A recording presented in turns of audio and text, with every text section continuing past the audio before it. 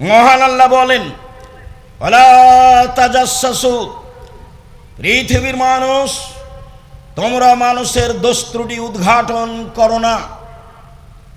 আবু হুরায়রা রাদিয়াল্লাহু তাআলা আনহু বলেন, রাসূল সাল্লাল্লাহু আলাইহি ওয়াসাল্লাম বলেছেন, ইয়াকুমুয যান্না ফাইন্না যান্না আকদাবুল হাদিস, পৃথিবীর মানুষ তোমরা ধারণা করা থেকে বেঁচে থাকো, ধারণাই সবচেয়ে বড় মিথ্যা। আল্লাহর নবী একদা বলেন,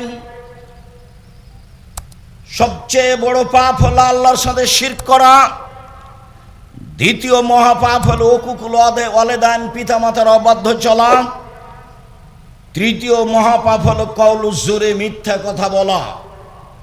আর এখানে আল্লাহ রাসূল বলছেন ধারণাই সবচেয়ে বড় মিথ্যা। মিথ্যা কথা হলো পৃথিবীর তৃতীয় মহাপাপ। মিথ্যা কথা পৃথিবীর তৃতীয় মহাপাপ। অত্র বুখারী মুসলিমের হাদিসে রাসূল সাল্লাল্লাহু আলাইহি সাল্লাম বলেন, ধারণাই সবচেয়ে বড় মিথ্যা। তারপরে তিনি বলেন, ওয়ালা তাহাসসু, পৃথিবীর মানুষ তোমরা মানুষের গোপন কথা কান লাগিয়ে শোনো না। ওরা দুইজন কি বলছে এটা শোনার চেষ্টা করিও না। ওরা স্বামী স্ত্রী কি বলছে এটা শোনার চেষ্টা করিও না। কেউ যদি কারো গোপন কথা শোনার চেষ্টা করে, তাহলে মুসলিম গ্রন্থে এসেছে বিচারের মাঠে তামাকে জাহান্নামের আগুনে গলিয়ে তার কানে ঢেলে দেওয়া হবে। মানুষের গোপন কথা শোনা হারাম। মানুষের গোপন কথা শোনা কাবিরা গুনাহ। ওয়ালা তাজাসসু, পৃথিবীর মানুষ তোমরা মানুষের দোষ ত্রুটি উদ্ঘাটন করো না। মানুষের দোষ ত্রুটি উদ্ঘাটন করা নাজায়েজ, হারাম। 40 বছর পরে আগে একটা মানুষ কি করেছে, আজকে সেটা আপনি পেপার পত্রিকায় লিখছেন। সাংবাদিক তলিয়ে তলিয়ে মানুষের দোষ ত্রুটি জিজ্ঞাসা করে পেপার পত্রিকায় লিখছে। কারো জানা নাই বিষয়টি কত কঠিন। আমি বলেছি, জনাব, পৃথিবীতে উপার্জনের আরও পথ আছে, সেগুলো বাছাই করেন, সাংবাদিকতা ত্যাগ করেন। শুনুন, দোষ ত্রুটি উদ্ঘাটন করা হারাম। আল্লাহর নবী বলেন, মান সাতারা মুসলিমান সাতারাহুল্লাহু ফিদ দুনিয়াল আখিরাহ, কেউ যদি কারো দোষ ত্রুটি ঢেকে রাখে, আল্লাহ তাআলা তার দোষ ত্রুটি ইহকালে ও পরকালে ঢেকে রাখবেন। বুখারী মুসলিম। মুসলমান হিসাবে আপনার জরুরি উচিত আপনার শত্রুর দোষ ত্রুটি ঢেকে রাখবেন। শত্রুর দোষ ত্রুটি বলতে ভালো লাগে, মিঠা মিঠা লাগে। অল্প দিন বাঁচতে এসে ক্ষতিগ্রস্ত হয়ে বাঁচতে চাইয়েন না, লাভ নেই। আমি বলিনি এ কথা নয়, আমি বলেছি। আসলে কি দাঁড়াবেন? তো হাসছে, চুপ আছে।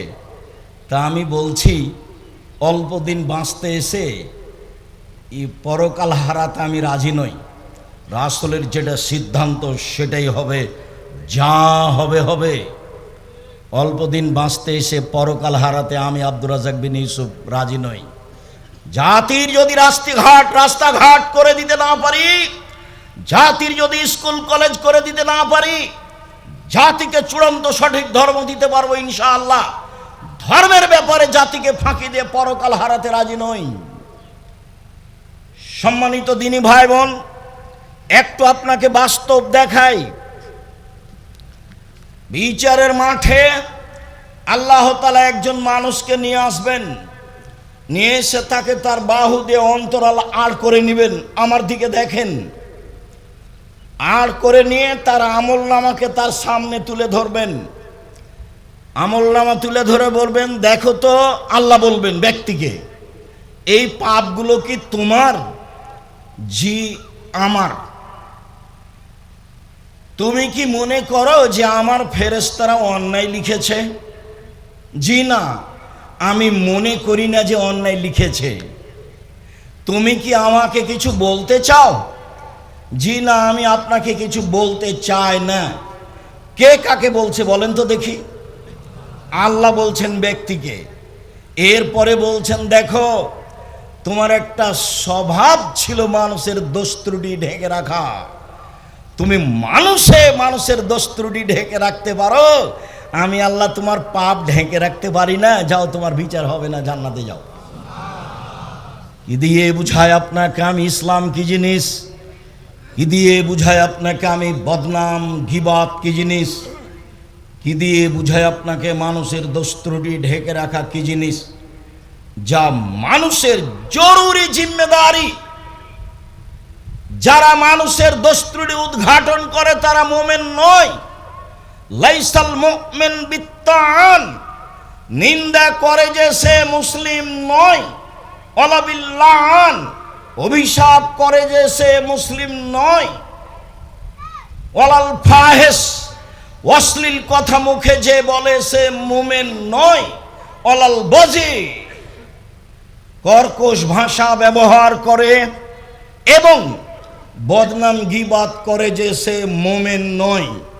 ওর তাহাজ্জুদ পড়ে কোনো লাভ নেই, ওর সিয়াম থেকে কোনো লাভ নেই। রাসূল সাল্লাল্লাহু আলাইহি ওয়াসাল্লাম বলেন, কাম মিন সাইমিন লাইসা লাহু সিয়াম ইল্লা জামা। বহু মানুষ সিয়াম থাকে, রোজা থাকে, ও পিপাসিত থাকে মাত্র, কিছুই নাই তার, এক নেকিও হবে না।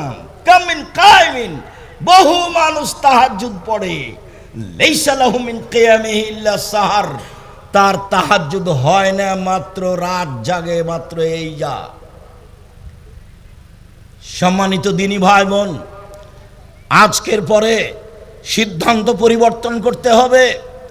অল্প দিন বাঁচতে এসে দুনিয়াবি সুবিধা ভোগ করে মানুষের ক্ষতি করে বাঁচতে রাজি নই। যা হবে হবে।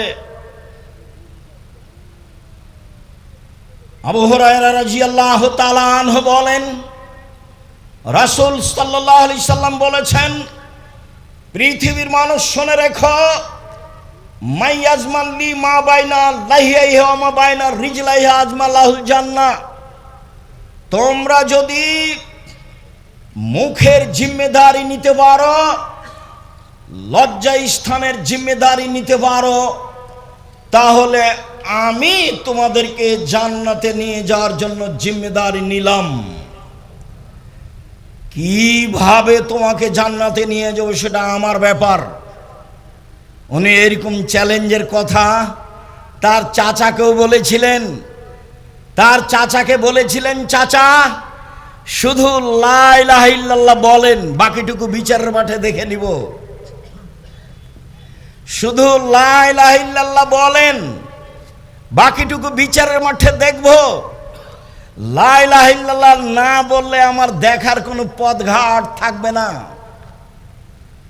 আল্লাহর নবী তার মায়ের জন্য সুপারিশ করতে চেয়েছিলেন, ক্ষমার অনুমতি হয়নি। ইব্রাহিম আলাইহিস সালাম তার বাপের জন্য ক্ষমা বিচারের মাঠে চাইবেন, হবে না, ইহকালেও হয়নি। পৃথিবীর দ্বিতীয় মহাপুরুষ ইব্রাহিম আলাইহিস সালাম, মানে সুযোগ না থাকলে কিছু বলা যায় না। ইব্রাহিম আলাইহিস সালামের বাপের পক্ষে কিছু বলার মতো সুযোগ ইহকালেও ছিল না, পরকালেও থাকবে না। মুহাম্মদ সাল্লাল্লাহু আলাইহি সাল্লামের মায়ের পক্ষে কিছু বলার সুযোগ ইহকালেও ছিল না, পরকালেও থাকবে না। মুহাম্মদ সাল্লাল্লাহু আলাইহি সাল্লাম বলেছিলেন, চাচা লা ইলাহা ইল্লাল্লাহ বলেন, সুযোগটা করে দেন, বাকিটুকু আমি দেখব। সুযোগ হয়নি। যখন মারা গেল, আলী বললেন, আপনার চাচা মারা গেছে। আল্লাহর নবী বললেন, যাও গর্ত খুঁড়ে মাটিতে পুঁতে দাও, জানাজা হবে না, গোসল হবে না, কাফন দাফন হবে না। পৃথিবীতে মুহাম্মদ সাল্লাল্লাহু আলাইহি সাল্লামের ভালোবাসার লোক, ছায়া করে থাকার লোক, তাকে মান সম্মানে রাখার লোক তার চাচা ছাড়া তার জীবদ্দশায় কেউ ছিল না, একমাত্র তিনি। এরপরেও ভাতিজা চাচার কোনো উপকার করতে পারলেন না। বলেছিলেন লা ইলাহা ইল্লাল্লাহ বলেন, বাকিটুকু দেখব। সম্মানিত দিনী ভাই বোন, পৃথিবীর মানুষ শুনে রেখো, মুখে মানুষের বদনাম গীবাত করো না, জেনায় লিপ্ত হয়েও না। বিচারের মাঠে বাকিটুকু আমি দেখব ইনশাআল্লাহ। উকবা ইবনে আমির রাদিয়াল্লাহু তাআলা আনহু বলেন, রাসূল সাল্লাল্লাহু আলাইহি সাল্লামকে জিজ্ঞাসা করা হলো, মান নাজাত, বাঁচার পথ কি? কি করে জাহান্নাম থেকে বাঁচা যাবে?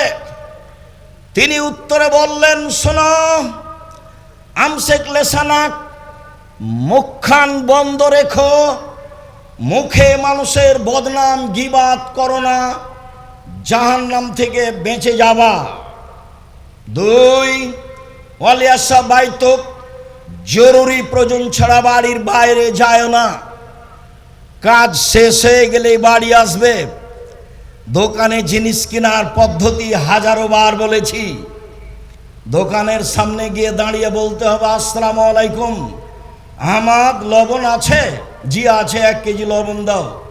কাঁচামরিচ আছে? জি আছে, 200 কাঁচামরিচ দাও। দেওয়া হয়েছে, টাকা নেও, ফিরে আসবেন। বসলেন কেন ওখানে?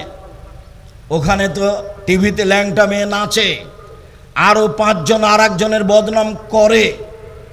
আপনি খালি দাঁড়িয়ে বললেন, এই ছেলে তুই ঠিক বলেছিস রে, ও আসলেই খারাপ, ক্ষমা নেন দেখি বাকি জীবন। এই ছেলে তুই ঠিক বলেছিস, আসলে ও খারাপ, এবার ক্ষমা নেন দেখি। আপনি ইসলাম ধর্মকে যত সহজ মনে করেছেন তা নয়, এটা নীতির নাম, খুব শক্ত নীতির নাম।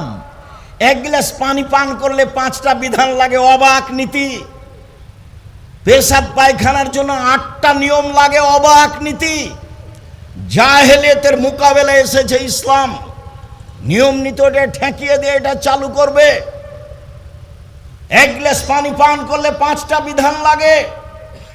ডান হাতে গিলাস ধরতে হয়, বসে পান করতে হয়, বিসমিল্লাহ বলতে হয়, 3 শ্বাসে পান করতে হয়, পান শেষে আলহামদুলিল্লাহ বলতে হয়।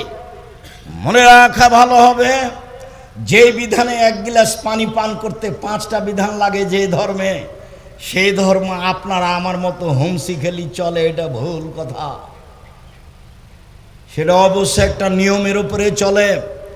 আমি আর আপনি বুঝে বিবেচনা করে কাজ করি। রাসূল সাল্লাল্লাহু আলাইহি সাল্লাম একদা বললেন, পৃথিবীর মানুষ শুনে রেখো, মান কানা জাওয়াজহাইনে ফিদ দুনিয়া কানা লাহু লিসানানে মিন নার। বিচারের মাঠে যার 2 মুখ হবে। মানুষের 2 মুখ হয়? জি, মানুষে তো বলে, বাদ দাও দোমুখার কথা, এই যে বুঝে, এই যে মানুষ বলে, আরে ছাড়ো তো দুনিয়ার বদ, 2 মুখার কথা বাদ দাও। তার মানে এখানে এক কথা বলে, ওখানে এক কথা বলে, মানুষই বলছে যে 2 মুখার কথা বাদ দাও। তো রাসূল সাল্লাল্লাহু আলাইহি সাল্লাম বলছেন, দুনিয়াতে যার 2টা মুখ হবে, বিচারে তার মুখে আগুনের 2টা জিহ্বা হবে, লিসানানে মিন নার, আগুনের 2টা জিহ্বা হবে, আগুনের। মানুষের বদনাম করে কি করবেন? অল্প সুবিধা ভোগ করে কি করবেন? কেন অল্প সুবিধা ভোগ করতে যান? কেন মাথায় এটা আসে? সম্মানিত দিনী ভাই বোন, আবু হুরায়রা রাদিয়াল্লাহু তাআলা আনহু বলেন, রাসূল সাল্লাল্লাহু আলাইহি সাল্লাম বলেছেন, আশারুন নাসে ইয়াউমাল কিয়ামা, সবচেয়ে নিকৃষ্ট মানুষ সেই, সবচেয়ে জঘন্য মানুষ সেই, বিচারের মাঠে সবচেয়ে খারাপ মানুষ সেই, বিচারের মাঠে আল্লাযী ইয়াতি হাওলায় ওয়া ইয়াতি বিহাওলায়, যে এখানে এক কথা বলে, ওইখানে আর এক কথা বলে, এইখানে এক কথা বলে, সেইখানে আর এক কথা বলে, সে হলো বিচারের মাঠে সবচেয়ে খারাপ মানুষ। তাহাজ্জুদ পড়ে জান্নাত কিনবো এই হিসাব ছেড়ে দেন, মুখখান আগে বন্ধ করেন, পরে তাহাজ্জুদ। মুখ বন্ধ না করলে বিচারের মাঠ টিকবে না। মুখই সবচেয়ে বড় বিপদ। একাধিক হাদিস আসছে ধারাবাহিক, আপনি প্রস্তুত থাকুন। কান লাগিয়ে মনোযোগ সহকারে শোনার জন্য সম্মানিত দিনী ভাই বোন, আব্দুল্লাহ ইবনে উমর রাদিয়াল্লাহু তাআলা আনহু বলেন, রাসূল সাল্লাল্লাহু আলাইহি সাল্লাম বলেছেন, পৃথিবীর মানুষ, লা তুযুল মুসলিমিনা, তোমরা একজন আর একজনকে কষ্ট দিও না কথা ও কর্মে, ওয়ালা তাত্তাবিউ আওরাতিহিম, তাকে অপমান করেই ছাড়বেন ও যদি তার বাহনের পেটে ঢুকে যায় তবু। আরও স্পষ্ট করে বলি, আপনাকে খুব ভালোভাবে মনে রাখতে হবে, আপনি যদি কারো বদনাম করেন তখন আপনার বদনাম কে করবে? আল্লাহ। এবার আপনার মোকাবেলায় চলে গেছে আল্লাহ, ঠেকান দেখি। ওর নাম আজিজ, পরাক্রমশালী, ওর নাম কাদির, সর্বশক্তিমান, ওর নাম ফাআলুল লিমা ইউরিদ, যা ইচ্ছা তাই করে। ও তো আপনার বিরুদ্ধে চলে গেছে। আর আল্লাহ যার বিরুদ্ধে চলে যাবেন তাকে আল্লাহ অপমান করেই ছাড়বেন। ও যদি বাংলাদেশে বদনাম করার জন্য করার পরে পৃথিবীর কোনো জায়গায় চলে যায়, আরে পৃথিবীর কোনো জায়গায় কেন, ও যদি পাথরের ভিতরে ঢুকে যায়, আরে পাথরের ভিতরে কেন? মুহাম্মদ সাল্লাল্লাহু আলাইহি সাল্লাম বলছেন, মানুষের বদনাম করার পরে ও আর বাহনের উটের পেটের ভিতরে ঢুকে গেছে, তা আল্লাহ তাকে উটের পেটের ভিতরে অপমান করবেন।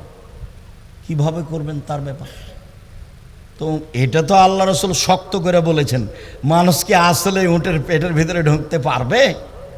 কোনো একটা জায়গায় যাবে, আল্লাহ সেখানে তাকে অপমান করবেন। আমি এ কথা বলিনি, এই কথা মুহাম্মদ সাল্লাল্লাহু আলাইহি সাল্লাম বলেন। আনাস রাদিয়াল্লাহু তাআলা আনহু বলেন, রাসূল সাল্লাল্লাহু আলাইহি সাল্লাম বললেন, লাম্মা ওরে যা বি, একদা আমাকে উপরে নিয়ে যাওয়া হলো। জিবরাইল আমাকে মেরাজে নিয়ে যাচ্ছেন আল্লাহর সাথে সাক্ষাতের জন্য। হঠাৎ দেখি অনেক মানুষ, লাহুম আজফারু মিন নুহাস, তাদের বড় বড় নখ রয়েছে হাতে, তামার লম্বা লম্বা নখ। একমেসুনা ওজুহাহুম, তারা নিজেরাই নিজের নখ দিয়ে মুখমণ্ডল খামচাচ্ছে। অসদুরাহুম, বুককে খামচে গোস্ত তুলে ফেলছে। আমি বললাম, জিবরাইল মান হাউলায়ে, জিবরাইল বলতে এরা কে? একই কথা, এদের নখ কেন এত বড়? এরা কেন নিজের মুখের গোস্ত নিজেই খামচে তুলছে? এরা কেনই বা এইভাবে বুককে খামচিয়ে তুলছে? আল্লাহ রাসূল বললেন এই কথা। তখন জিবরাইল উত্তরে বললেন, হাউলাই আল্লাযীনা ইয়াকুরাজুন নাস, এরা হচ্ছে ওরা যারা মানুষের বদনাম করত। হলো, বেঁচে থাকেন, বদনাম করে আপনি সুবিধা ভোগ করতে যায়েন না। উপার্জনের পথ চারটে, দিন রাত বলছি। একটা হলো দিন মজুরি, গ্রহণ করেন, কারো পিছনে পড়তে হবে না। 2, চাকরি, যে কোনো চাকরি বৈধ, গ্রহণ করেন। 3, জমি চাষ, বেগুন চাষ করেন। 4, ব্যবসা। তখন রাসূল সাল্লাল্লাহু আলাইহি সাল্লাম বলছেন, পৃথিবীর মানুষ শুনে রাখো, সত্যবাদী বিশ্বস্ত ব্যবসায়ীরা বিচারের মাঠে নবীগণের সাথে থাকবেন। আবার অবাক ইনকাম, অবাক। ইব্রাহিম আলাইহিস সালামের সাথে থাকতে পাবেন, বাদাম বিক্রি করলে তবে সত্য হতে হবে। বিদেশ থেকে মাল নিয়ে এসে ব্যবসা করলেও তবে বৈধ হতে হবে জিনিস, তারপরে যা হবে হবে। উপার্জনের সবচেয়ে উত্তম পথ ব্যবসা। আল্লাহ রাসূল নিজে করতেন, এটাকে তিনি পছন্দ করেছেন। দিন মজুরের ব্যাপারে বলেছেন, দিন মজুর টাকা দিয়ে দাও, টাকা দিয়ে দাও, টাকা দিয়ে দাও, গায়ের ঘাম শুকানোর পূর্বে দিয়ে দাও, দিয়ে দাও, দিয়ে দাও।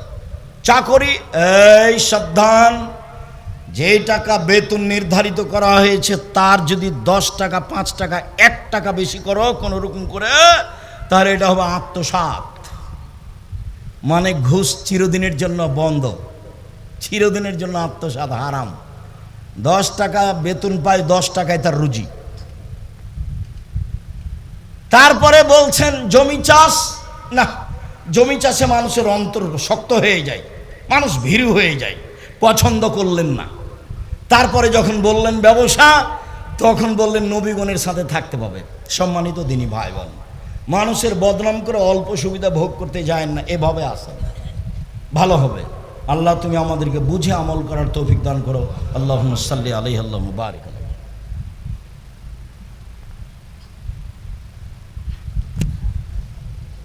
আলহামদুলিল্লাহ ওয়াহদা আসসালাতু ওয়াসসালামু আলা মান লা নাবিয়্যা বাদা।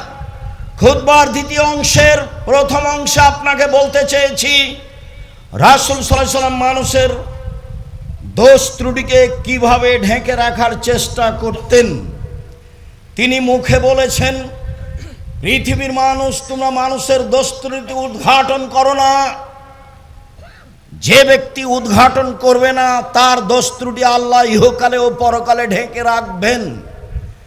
এই কথা বলার পরে তার নিজস্ব কর্ম, যা মাইজ ইবনে মালিক আলান নবী সাল্লাল্লাহু আলাইহি সাল্লাম, মাইজ ইবনে মালিক একদা রাসূলের কাছে আসলেন, এসে বলছেন, তাহিরনি ইয়া রাসূলুল্লাহ, আল্লাহ রাসূল আমাকে পবিত্র করেন, আমাকে পবিত্র করেন।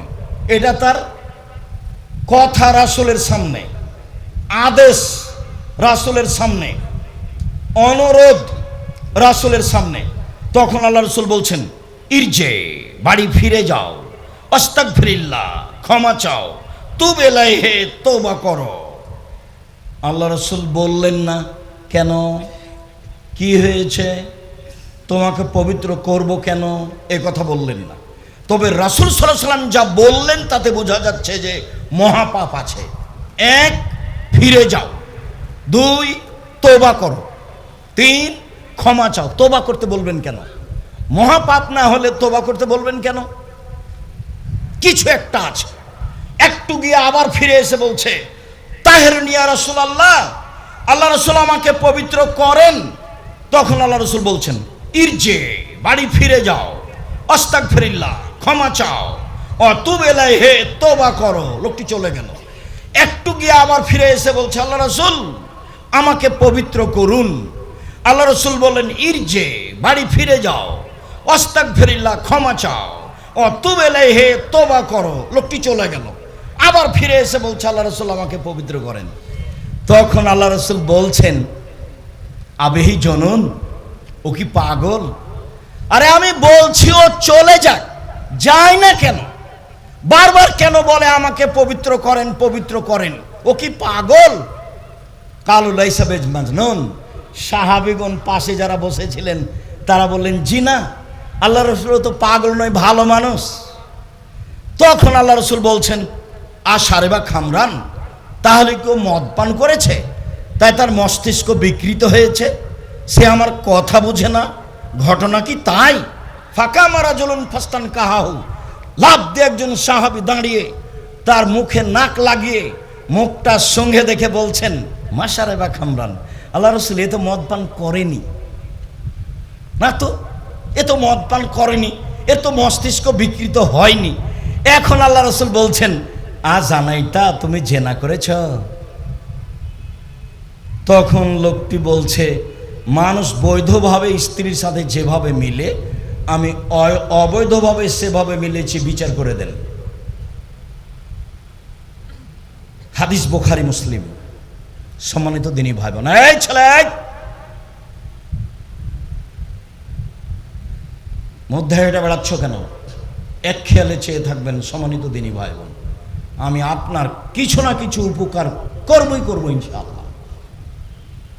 আপনাকে আমি প্রথমে দেখাতে চেয়েছি আল্লাহ রাসূল লোকটাকে কি বললেন, ফিরে যাও।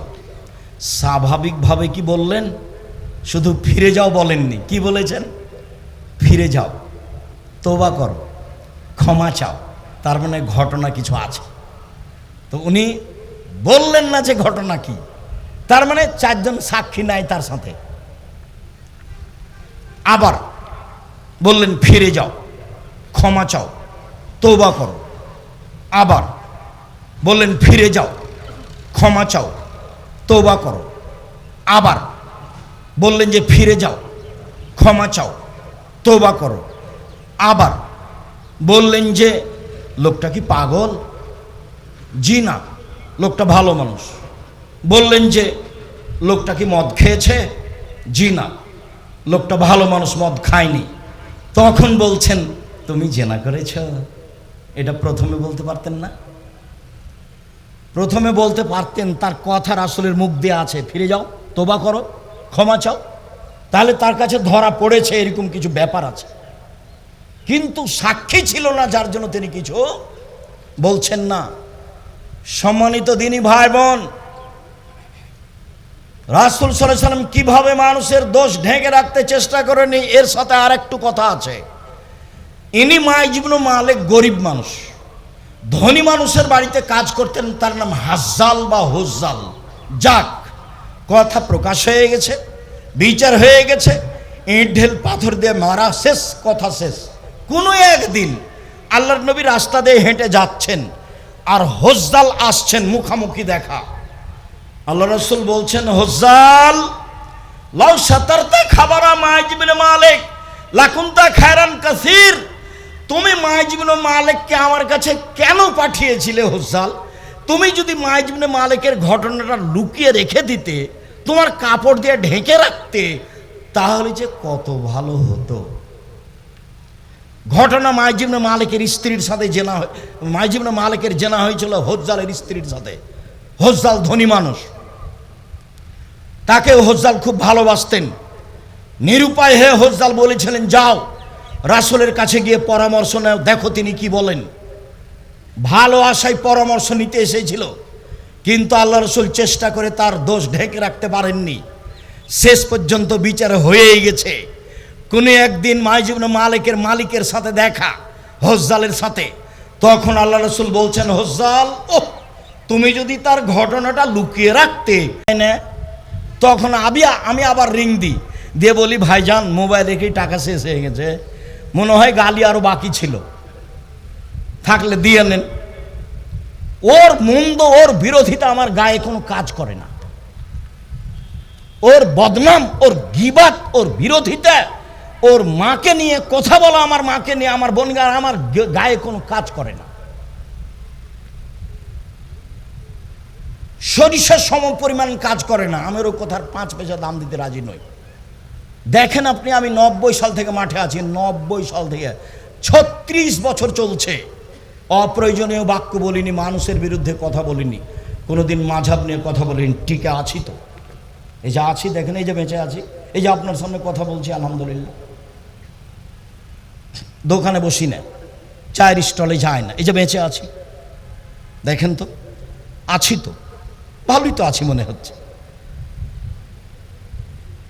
চেষ্টা করেন, মানুষই পারবে, পশু প্রাণী বুঝেও বুঝে না ওরা, অন্তর আছে বুঝে না, দেখেও দেখে না ওরা, চক্ষু আছে দেখে না, শোনেও শোনে না ওরা, কান আছে শোনে না, বুঝেও বুঝে না ওরা, অন্তর আছে বুঝে না, বুঝা দরকার। দেখেও দেখে না ওরা, চক্ষু আছে দেখে না, দেখা দরকার। শোনেও শোনে না ওরা, কান আছে শোনে না, শোনা দরকার। উলায়েকা কালানাম, তারা পশু প্রাণীর মতো, তারা গরু ছাগলের মতো, তারা কুকুর শ্রীর মতো, বালুম বাজাল বরং তার চেয়ে খারাপ। দোকানে বসে মানুষের বদনাম করেন, আপনাকে যদি আমি কুকুর শ্রীর চেয়ে খারাপ প্রমাণ করতে না পারি, আমি আব্দুর রাজ্জাক বিন ইউসুফ এই ঝিকের মাঠে বক্তব্য শেষ করলাম, জিন্দেগিতে আর কোনোদিন কথা বলবো না। আপনার সাথে ওয়াদাবদ্ধ, যদি আপনাকে আমি পশু প্রাণীর চেয়ে বেশি খারাপ প্রমাণ করতে না পারি। আমি এই কথা বলিনি, এই কথা আল্লাহ তাআলা বলেন। বুঝেও বুঝে না ওরা, অন্তর আছে বুঝে না, দেখেও দেখে না ওরা, চক্ষু আছে দেখে না, শোনেও শোনে না ওরা, কান আছে শোনে না। উলায়েকা কালানাম, তারা পশু প্রাণীর মতো, তারা গরু ছাগলের মতো, তারা কুকুর শ্রীর মতো, বালু মাজাল বরং তার চেয়ে খারাপ। সম্মানিত দিনী ভাই বোন, চেষ্টা করব, চেষ্টা করে যাচ্ছি, স্বাদের কথাটাও বলে যাচ্ছি। স্বাদ 2013 সালের 24 আগস্ট রোজ মঙ্গলবার সকালে 11টার সময় আপনার বাড়ির পাশে হাঁটাবো, বীর হাঁটাবো, রূপগঞ্জ, নারায়ণগঞ্জ, ঢাকা, কাঁঠাল গাছের নিচে বলেছিলাম আমার হাতে টাকা নাই, এ কথা সত্য। এখানে প্রতিষ্ঠান গড়বে, এ কথা সত্য। ইনশাল্লাহ গড়বেই গড়বে, কিভাবে গড়বে তা আমার জানা নাই।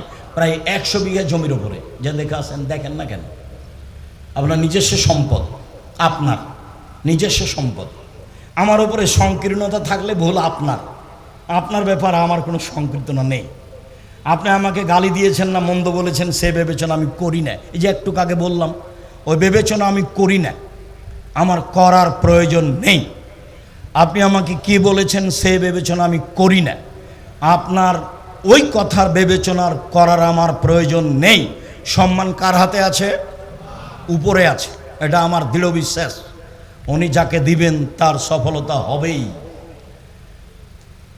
2017 সালের 16ই ফেব্রুয়ারি, 2016 সালের 17ই ফেব্রুয়ারি রোজ বুধবার বলেছিলাম, জামিয়া সালাফিয়া ডাঙ্গিপাড়া পাওয়া রাজশাহী, আমার হাতে টাকা নেই, এই কথা সত্য। এখানে প্রতিষ্ঠান গড়বে, এই কথা সত্য। 50 বিঘার উপরে প্রতিষ্ঠান, 50 বিঘা। মেয়েদেরটা 70 বিঘা জমির উপরে, দিনাজপুরেরটা 20 বিঘা জমির উপরে। 5000-এর বেশি ছেলে মেয়ে পড়াশোনা করে। 519 জন ইয়াতীম অসহায় রয়েছে। প্রায় 45 লক্ষ টাকা বেতন লাগে। দেশের সবচেয়ে বড় প্রতিষ্ঠান জামিয়া সালাফিয়া, দেশের শিরক মুক্ত প্রতিষ্ঠান জামিয়া সালাফিয়া, দেশের বিদআত মুক্ত প্রতিষ্ঠান জামিয়া সালাফিয়া, দেশের দল মুক্ত প্রতিষ্ঠান জামিয়া সালাফিয়া, দেশের সংগঠন মুক্ত প্রতিষ্ঠান জামিয়া সালাফিয়া, দেশের দল মুক্ত প্রতিষ্ঠান জামিয়া সালাফিয়া, দেশের সংগঠন মুক্ত প্রতিষ্ঠান জামিয়া সালাফিয়া, দেশের হিংসা মুক্ত প্রতিষ্ঠান জামিয়া সালাফিয়া, দেশের সর্ববৃহৎ প্রতিষ্ঠান জামিয়া সালাফিয়া। আলহামদুলিল্লাহ, 100 জন শিক্ষক এক জায়গাতে বসে থাকলে কেউ কারো বিরুদ্ধে মুখ খুলতে পারবে না। দেশের সরকারি অনুদান দিয়ে জামিয়া সালাফিয়া চলে না, বিত্তশালী দিয়ে চলে না, রসিদ বহি বাহিরে ব্যবহার হয় না। কথা প্রসঙ্গে বললাম, আমার মনে বড় সাধ, আমার মনে বড় ত্যাগ, আমি মানুষের বদনাম করব না। আমার মনে বড় ত্যাগ, আমি মানুষের প্রতিশোধ নিব না, যা হবে হবে। কি হবে? করোনার 5 পয়সা দাম দিনি, 5 পয়সা দাম দিনি। আপনি মনে কিছু নেবেন না, আপনাকে আমি আগ্রহী করার জন্য বলছি। ওই ছেলের বাপকে আমি দেখতে গেছি ঢাকা মেডিকেলে। ভাই বোন আমাকে বলছে, ওরা বড় বড় উচ্চ শিক্ষিত, হুজুর ভিতরে আসবেন না, ভিতরে আসবেন না, হুজুর ভিতরে আসবেন না, এরকম করছে। আরে শোনো, তোমার আব্বার গায়ে হাত দিয়ে দোয়া পড়ে যাব, যদি মরে যায় আমি, আমাকে যদি করোনা হয়, আমি বলবো না তোমার বাপের কারণে করোনা হয়েছে। পৃথিবী সৃষ্টির 50,000 বছর পূর্বে যদি আমার নামে করোনা হয়ে লেখা হয়ে থাকে, আজকে যদি আমি পাথরের মধ্যে ঢুকে থাকি, তবু করোনা আমাকে ধরবেই।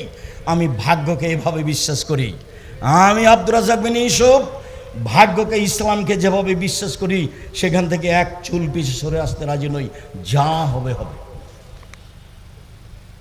করোনা হবে তাতে কি আছে? পৃথিবী সৃষ্টির 50,000 বছর পূর্বে আমার ভাগ্যে তো লিখাই আছে, সেটা তো হবেই। মরণ, জীবন, রুজি, রোগ ব্যাধি পৃথিবী সৃষ্টির 50,000 বছর পূর্বে লেখা আছে। সঙ্গী সাথী বলতে পারো, শেষের দিকে চলে আসলাম, সঙ্গী সাথী বলতে পারো মানুষকে পিছন দিক থেকে ধাক্কা মেরে জাহান্নামে নিক্ষেপ করে কি? সঙ্গী সাথী বলতে পারো মানুষকে পিছন দিক থেকে ধাক্কা মেরে জাহান্নামে নিক্ষেপ করে কি? সঙ্গী সাথী বলতে পারো মানুষকে পিছন দিক থেকে ধাক্কা মেরে জাহান্নামে নিক্ষেপ করে কি? বলতে বলতেই ফাঁক হাজেলে সানাহু, জিভাটা ধরে নিয়েছেন। দেখেন, জিভাটা ধরে নিয়েছেন। এই জিভা, এই জিভা মানুষকে পিছন দিক থেকে ধাক্কা মেরে জাহান্নামে নিক্ষেপ করে। ব্যবহার করবেন না, ভালো কথা ছাড়া মুখ ব্যবহার করিয়েন না। অল্প দিন বাঁচতে এসে এত সুবিধা ভোগ করিয়েন না, এত সুবিধা লাগবে না। ওইরকম কাজ করিয়েন না যে শত্রু যখন বিপদে পড়েছে তখন আপনি বলবেন ঠিক হয়েছে, ঠিক হয়েছে, উচিত হয়েছে, হওয়া উচিত ছিল। বুঝতে হবে আমি বেঈমান, আমার শত্রু বিপদে পড়েছে সেজন্য আমি খুশি। আমার চোখের সামনে শত্রু বিপদে পড়েছে সেজন্য গরু জবাই করেছে মওলানা মানুষ। কি জবাই করেছে বলেন তো? গরু জবাই করেছে আমার চোখের সামনে খুশিতে। শত্রু বিপদে পড়েছে সেজন্য। এটা আমার চোখের সামনের ঘটনা। যেমনভাবে ভাই ভাই গন্ডল করে ঢেঁকি কেটে ভাগ করে নিয়েছে, এটা আমার চোখের সামনের ঘটনা। গ্রামের ব্যাপার, ভাই ভাই ঝগড়া লেগেছে, তখন দৌড়িয়ে গেছি, কেমন ঝগড়া দেখছি, তো এখন ভাই ভাই ঢেঁকিটা কেটে ভাগ করছে। ভাইজান বুঝতে পারছেন? দুই ভাই কি করলো?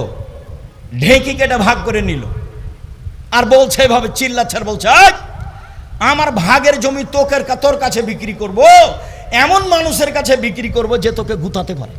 একবারে মনে হচ্ছে এখনকার কথা আমার কানে শুনছে। এখন আমি ওখানে স্টিল দাঁড়িয়ে আছি। প্রতিশোধ নিয়েন না, গীবত করিয়েন না, বদনাম করিয়েন না, লাগবে না প্রতিশোধ। যা হবে কষ্ট হবে একটু। মাকে নিয়ে কথা বললে কষ্ট হবে না? হবেই তো, হয় উচিত, হবেই তো। কই আমার গায়ে কিছু কাজ করে না, আমাকে বলছে আপনি মুখ খোলেন না কেন, একটু কিছু বলতে পারেন না? তাহলে খুব বলতে পারি। আমাকে বলছে সিলেটের ওসি সিগনেচার করেন, মামলা আমি চালাবো, সিগনেচার করেন, মামলা আমি চালাবো, আপনার গাড়িতে আক্রমণ করবে কেন? তখন আমি বলছি আমি মানুষের বিরুদ্ধে মামলা করি না, আমি যদি মামলা করি তাহলে আমি মানুষ, ও পারে না, ও তো পারে মামলা চালাতে, ওই চালাই, আমি ছোট কাজ করতে যাব কেন? ও চালালেই তো হয়। সম্মানিত দিনী ভাই বোন, জিকে মাঠে যারা আছেন, আপনাদের ভালোবাসা জিকে মাঠের এই প্রতিষ্ঠানের উপরে হোক, এটা আমি আন্তরিকভাবে কামনা করি। এ ব্যাপারে আমার কিছু কাছে কোনো দুর্বলতা নেই। আপনার কিছু হওয়াতে আমাকে খারাপ লাগে না, আমি তখন মনে করি এটা আপনার হবেই। আমি যদি আপনার চেষ্টা করি ঠগানোর, তাহলে আমি পিছে পড়ে যাব, কাজেই আপনারটা ঠগাতে আমি যাব না, আপনার ক্ষতি করতে আমি যাব না, এটা আমার জীবনের কাজ নয়। জীবন বাজি রেখে চেষ্টা চালিয়ে যাচ্ছি। জামিয়া সালাফের অধীনে 700 মক্তব চলে, 700। কি দিয়ে আপনি বিরোধিতা করবেন? 700 মক্তব শুরু করব একবারে তেঁতুলিয়া থেকে টেকনাফ পর্যন্ত ইনশাআল্লাহ, একবারে তেঁতুলিয়া থেকে টেকনাফ পর্যন্ত মক্তব চালু করবো ইনশাআল্লাহ। সারা বাংলাদেশে জামিয়া সালাফে গড়বো ইনশাআল্লাহ। প্রায় কয়েকটা 8-10টা প্রায় চলমানের কাছাকাছি সব প্রায় জেলাতে জামিয়া সালাফের জমি আছে, ব্যবস্থা আল্লাহ করে। তা আমি আপনার বড় কিছু দেখতে যাব কেন? সম্মানিত দিনী ভাই বোন, আমি আপনাকে আন্তরিকভাবে অনুরোধ জানাচ্ছি, জিকের এই কাজগুলিকে মূল্যায়ন করার চেষ্টা করুন। সালাত শেষে অবশ্যই ছেলেরা আপনাদের কাছে সহযোগিতার জন্য যাবে, কম হোক বেশি হোক, নিজেকেও বঞ্চিত রাখবেন না। আমার দিকে দেখেন, আলিয়া দুলুলিয়া খারু মেয়াদি সফলা, দেওয়া হাত ভালো নেওয়া হাতের চেয়ে। হাতটা কোনো সময় নেওয়ার দিবেন না মানুষের কাছে, সবসময় কি করবেন? দেওয়ার। আর টাকা পয়সা দান ছেলে মেয়ের হাত দিয়ে করাবেন। আব্বু আব্দুর রাহেক সাহেবকে তুমি টাকাটা দিয়ে দাও, জামিয়া সালাফে দিয়ে দাও, জিকে একাডেমির সম্মেলনে তুমি দিয়ে দাও। ছেলে মেয়েকে দেওয়া শিখাবেন। কেন? প্রত্যেক দিন সকালে 2জন ফেরেশতা নেমে আসে আকাশ থেকে, একজন বলে আল্লাহ যে যতটুকু দিল তার পূর্ণ করে দাও, আর যে যতটুকু দিল না তার ক্ষতি করে দাও।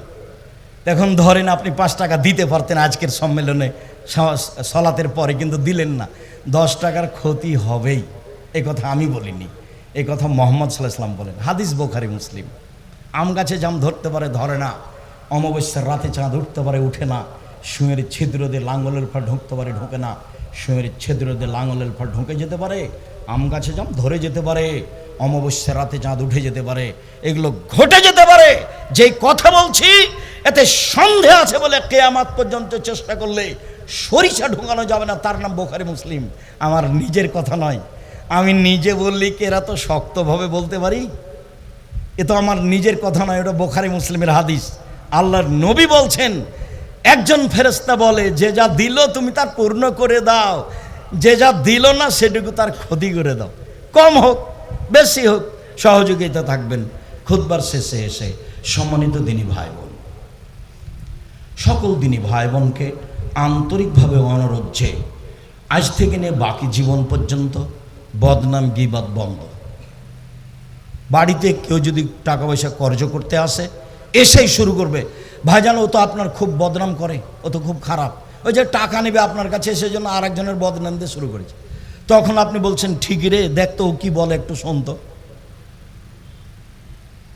মুখ বন্ধ করেন, কেন এসছেন বলেন, কিছু টাকা কর্জ চাইতে, বাস ওটা বলেন, দিব না দেব সেটা আপনার ব্যাপার, মুখ খুলবেন না, কারো বদনাম আপনি শুনবেন না, বলা যতটুকু শোনা ততটুকু। আপনি আমার দিনী ভাই, আপনাকে আমি অনুরোধ জানাচ্ছি, আপনি আমার দিনী বোন, আপনাকে আমি অনুরোধ জানাচ্ছি।